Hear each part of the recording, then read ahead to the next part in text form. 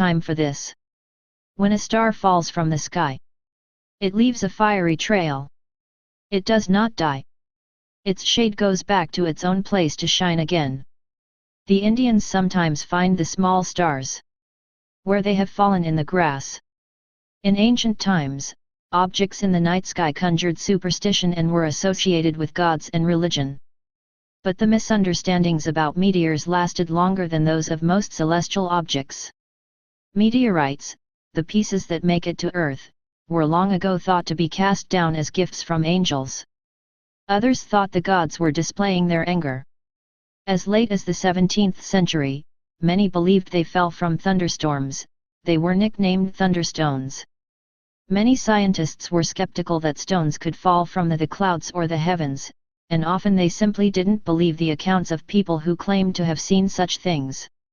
In 1807, a fireball exploded over Connecticut, and several meteorites rained down. By then, the first handful of asteroids had been discovered, and a new theory emerged suggesting meteorites were broken bits off asteroids or other planets. A theory that still holds. One of the most significant meteorite events in recent history destroyed hundreds of square miles of forest in Siberia on June 30, 1908. Across hundreds of miles, witnesses of the Tunguska event saw a ball of fire streak through the sky, suggesting the meteor entered the atmosphere at an oblique angle. It exploded, sending out hot winds and loud noises and shaking the ground enough to break windows in nearby villages. Small particles blown into the atmosphere lit the night sky for several days. No meteorite was ever found, and for years many scientists thought the devastation was caused by a comet. Now, the prevailing theory holds that a meteor exploded just above the surface. The largest meteorite recovered in the United States fell in a wheat field in southern Nebraska in 1948. Witnesses saw a giant fireball in the afternoon that some said was brighter than the sun. The meteorite was found buried 10 feet deep in the ground. It weighed 2,360 pounds. The most famous meteorite crater in the United States is misnamed Meteor Crater. It's in Arizona, and it's huge. The rim rises 150 feet from the surrounding plain, and the hole is 600 feet deep and nearly a mile wide. It was the first crater proved to be caused by a meteorite impact, which occurred between 20,000 and 50,000 years ago. For decades astronomers have reaped the values of written records kept for over 2,500 years in China and Europe. Eclipses, planets, and comets are mentioned and have brought about refinements to our current understanding of the long-term motion of these bodies, especially for comets such as Halley and Swift-Tuttle. Several meteor showers have also been identified which brought about a better understanding of their evolution as well. No other culture can provide comparable information as that gathered from the Chinese and European records, but this need not be a deterrent from learning about how other cultures felt about these moving bodies in the sky, and one of the richest regions of meteor and comet lore in the world is North America. During the last 15 to 20 years, archaeoastronomy has uncovered much concerning the astronomical beliefs of Native Americans. Unfortunately, the methods of keeping records of astronomical events were not as straightforward as those of the Chinese and Europeans, as there are no books lying around.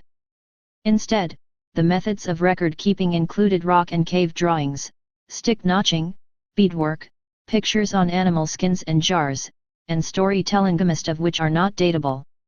One of the few datable events among the various records of Native Americans was the 1833 appearance of the Leonid meteor shower. Historically recognized as one of the greatest meteor storms on record, it made a lasting impression among the peoples of North America. The most obvious accounts of the Leonid storm appear among the various bands of the Sioux of the North American plains. The Sioux kept records called winter counts, which were a chronological, pictographic account of each year painted on animal skin. In 1984, Vondel Chamberlain, Smithsonian Institution, listed the astronomical references for 50 Sioux winter counts, of which 45 plainly referred to an intense meteor shower during 1833–1834. In addition, he listed 19 winter counts kept by other Plains Indian tribes, of which 14 obviously referred to the Leonid storm. The Leonids also appear among the Maricopa, who used calendar sticks with notches to represent the passage of a year, with the owner remembering the events. The owner of one stick claimed records had been kept that way since the stars fell. The first notch on his stick represented 1833. Storytelling was a very important method of record-keeping among most Native Americans, and several seem to have been influenced by the Leonids of 1833. A member of the Papago, named Kudux, was born around 1847 or 1848. He claimed that 14 years prior to his birth the stars rained all over the sky.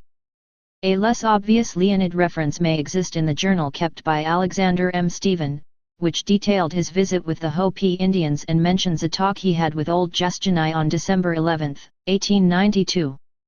That Hopi Indian said, "How old am I? 50, maybe 100 years, I cannot tell.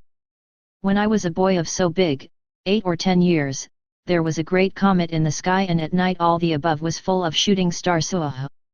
That was a very long time ago, maybe 100 years, maybe more. During the probable lifetime of old Justinai there was never a great comet and a sky full of meteors in the same year, but he might be referring to two separate events such as the sun-raising comet 1843 I and the Great Leonid Storm of 1833, both of which occurred early in his life. The Pawnee have a story about a person known as Pehokatawa, who was supposedly killed by an enemy and eaten by animals, but then brought back to life by the gods. He was said to have come to Earth as a meteor and told the people that when meteors were seen falling in great numbers it was not a sign that the world would end. When the Pawnee tribe witnessed the time the stars fell upon the Earth, which was in 1833, there was a panic, but the leader of the tribe spoke up and said, "Remember the words of Pehokatawa," and the people were no longer afraid. Although the Pawnee learned not to be afraid, there were Native Americans who feared meteors. Why such beliefs came about is almost impossible to guess, but some of the best examples are as follows. The Blackfeet of Montana believed a meteor was a sign that sickness would come to the tribe in the coming winter, or that a great chief had just died. The Kawazu, California, thought a meteor that started high and fell to the horizon was an omen of sickness and death. The Kaweah thought a meteor was the spirit of their first shaman, Takwich, who was disliked by his people. Takwich was said to wander the skies at night looking for people far from their tribe. When someone was found, he stole their spirit, and sometimes even the person, took them back to his home and ate them. The Shawnee believed meteors were beings fleeing from the wrath of some adversary, or from some anticipated danger. There were other beliefs which generally did not strike fear into the hearts of Native Americans. Some of these are as follows. The Wintu, Northern California, explained meteors as the spirits of shamans traveling to the afterlife. The Chumash, California, referred to meteors as Alakiwohuk, which simply meant shooting star. They believed a meteor was a person's soul on its way to the afterlife. The Luiseno, California, believed they were merely stars which suddenly moved. The Eastern Pomo, North Central California, thought meteors were fire dropping from heaven. Interestingly, one of the most widely accepted beliefs was that meteors were the feces of stars. Such lore existed in the stories of the Nunamiut Eskimos, the Cosaudi of Louisiana, formerly located in Tennessee, and numerous Southern California tribes. A slight variation of this came from the Kiliwa, Baja California, who believe meteors were the fiery urine of the constellation Smee. Smee has not been defined GWK. Many of the beliefs mentioned above are also attributed to comets, and most storytelling seems to rarely provide conclusive evidence that the object being discussed is indeed a meteor. Because of this, a very interesting story is being included which originates from the Great Lakes region. The Ojibwe of the Upper Great Lakes region had a story about Genondawayanung, which meant long-tailed heavenly climbing star. During the 1980s, Thor Conway visited the Ojibwe and talked to Fred Pine, an Ojibwe shaman.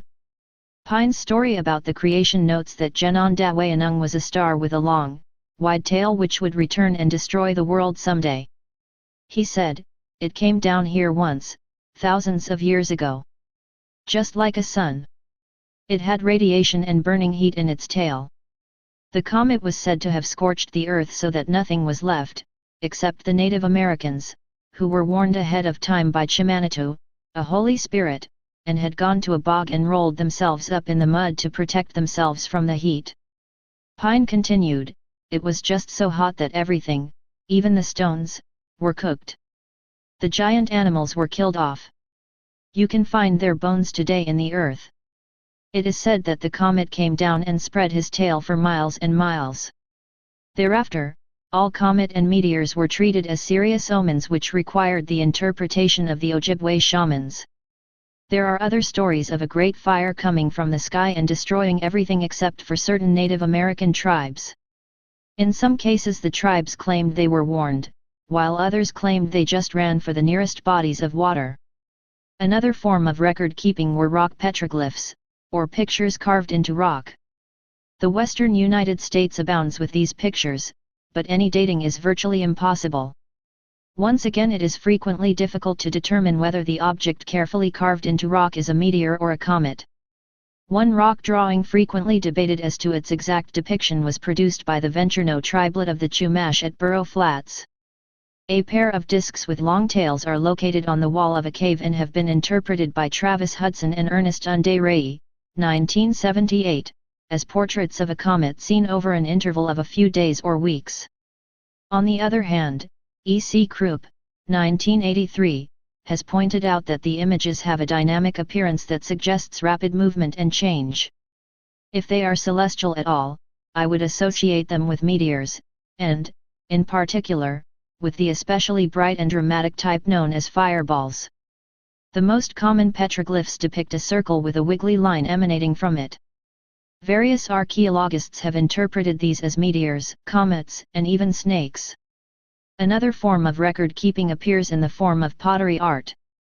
Although there are not many examples of this, the Field Museum in Chicago contains Hopi jar, designated number 66760, with a very striking scene depicted. Brought to the museum during the 1890s, the jar depicts mountains, above which are stars and three objects falling towards the ground. Although the scene seems to imply meteors, it is not certain whether it is a shower or a spectacular meteor that broke up as it fell. According to William Grumullins at the Field Museum, the notes on this jar indicate it was found near Orabe, Arizona, and was of recent origin. He ventured to guess that the jar might have been made sometime during the 1850s to 1890s. It might be possible that this jar depicts the Leonid storm of 1833, although it seems difficult to imagine the Hopi would have still been impressed so much by the storm 2 to 5 decades after the event. On the other hand, it could be a painting of one of two other storms which were observed in various parts of the world in 1872 and 1884, although none of the winter counts mentioned earlier seem to have noted these. The Nunamiut Eskimos also found meteorites, but believed they came from thunderstorms. Stay paranoid, my friends.